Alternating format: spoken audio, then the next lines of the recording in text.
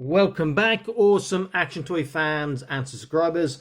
It's time to look at a Marvel Legends series. This is from Thor. This is Ulik, the Troll or Troll King. Now, I have reviewed him previously, but that was the previous version, the San Diego Comic Con exclusive, part of a 6 or 5 figure multi-pack version, and he's pretty damn decent.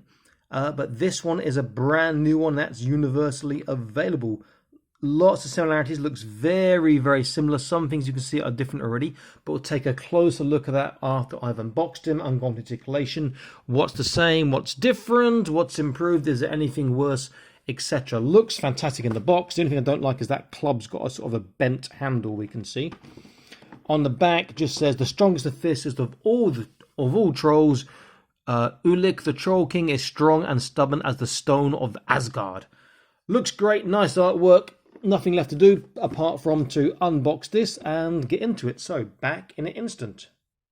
So, here we are. The new one's on the left here and the original is on the right. Looking at them initially, there are some small differences. The legs are the same. The arms are the same except for the hole here and here on the original no longer exist on the new one. The closed fists, they look the same, but I'm not entirely sure.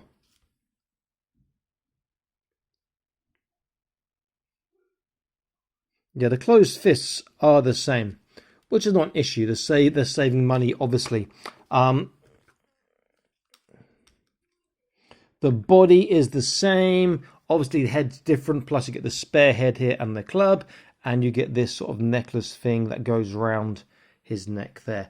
So, all in all, it's pretty much the same figure with alternate hands and alternate heads. That's not a bad thing, because it is a fantastic figure. The other thing is, it looks like the new one might be a slight touch taller, which is like, how's that going to be? If you look at the shoulders, his shoulder is higher than his.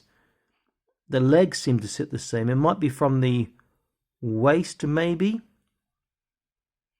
Difficult to tell. So he is a touch taller than the original. The original was a fantastic figure. I'll stick that review in the top right corners for you. Not that there's any need to watch it, since you can see the new one now, and I'll be looking at the old one as we do this as well. Great looking figure. So let's look at him in more detail first of all. So let me come a bit closer. Let's have a zoom, and let me change the camera angle. There we go. So face, nice detailing on the face, pretty good. Necklace is, yeah, I need to paint that really. Nice detailing on the armor. That sort of green, chrome, silver color is nice, that metallic green. But that gap in his chest, he doesn't have a good articulation for doing his sit-ups and stuff, but that gap is just too big, really. The pants, underpants, pants, whatever, the Speedos, yeah, I need more detailing there, perhaps. Looks good.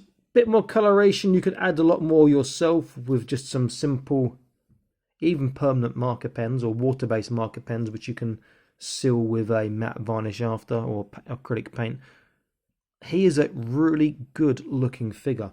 I like these new hands. So he's got the gripping hand with the brass knuckle dusters there, and then he's got, or the more open, he's got the gripping hand in his right for obviously his club, and the legs are pretty chunky. In fact, they both have double kneecaps. Okay, so look at the club. Mine's a bit bent. You can see it goes boop there, and which is a surprise because it is actually very thick plastic, but that is disappointing, not because it's bent, because it's just one color with two color. More paintwork in that would have been looked really good. Minor thing. Okay, let's see how he holds his club.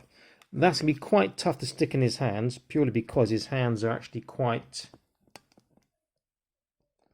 closed, and so for that to fit in there, I want to drill it in this way.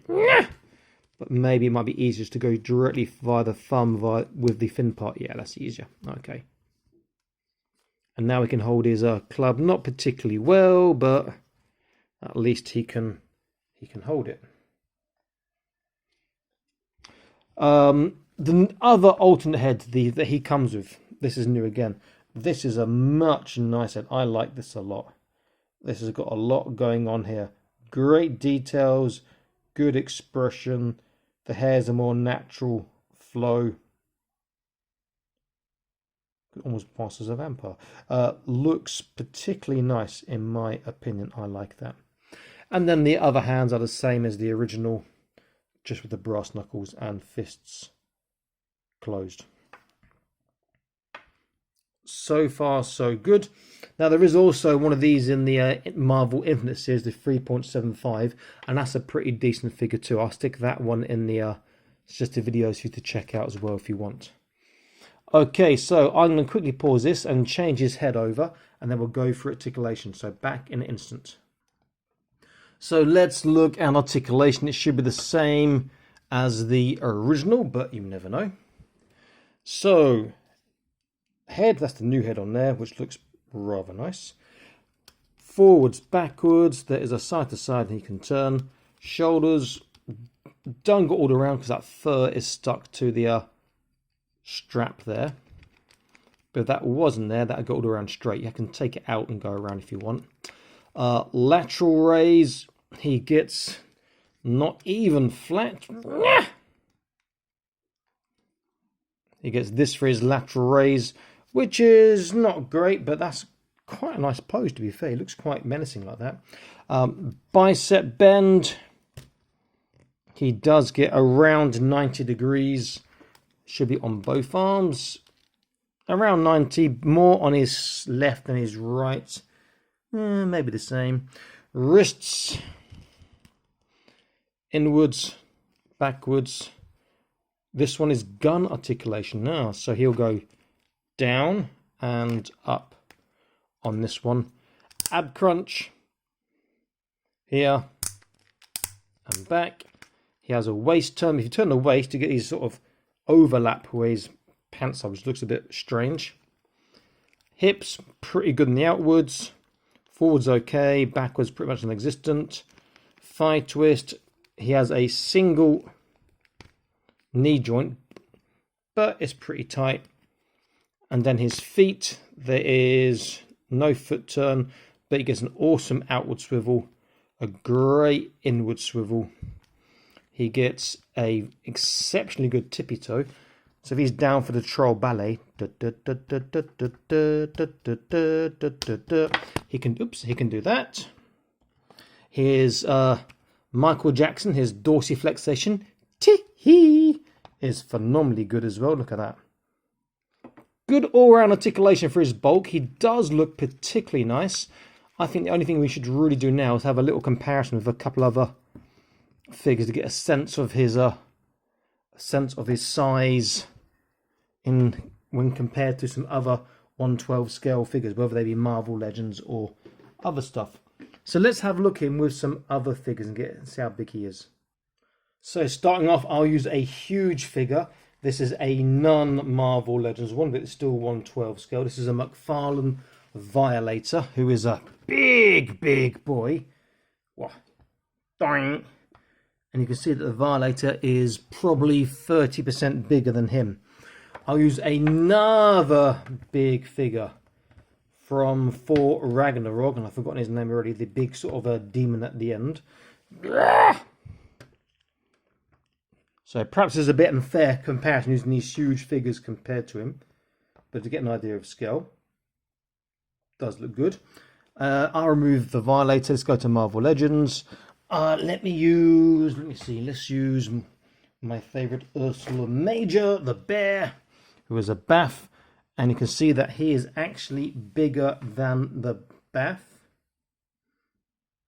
So that's pretty cool. And then one more B.A.F. If I remove this guy, we'll stick in Armadillo, who I think is pretty cool as well. So we get an idea of how big he is with these sort of chunky figures. The Armadillo does wonderful backwards. Great figure, great release. It's good that it's on a more general release, and obviously a lot easier to get than the original San Diego Comic Con release one. So Good job by Hasbro. Okay, this is Awesome Action Toys signing out, saying please like, share, subscribe, check out the videos. There are over 1,000 on the channel, and please click that notification icon to stay up to date, latest news, reviews, videos, etc. Stay happy, keep collecting. Bye bye.